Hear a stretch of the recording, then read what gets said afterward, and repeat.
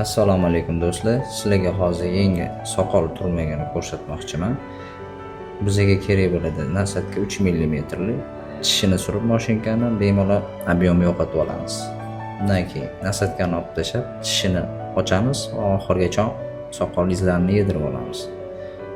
Bu soqol turmagi asosan soqoli kamroq, siyrayroq, kam ko'rinadigan, lekin ko'proq soqol bo'lib ko'rinishini xohlayotgan mijozlarga juda yaxshi tushadi.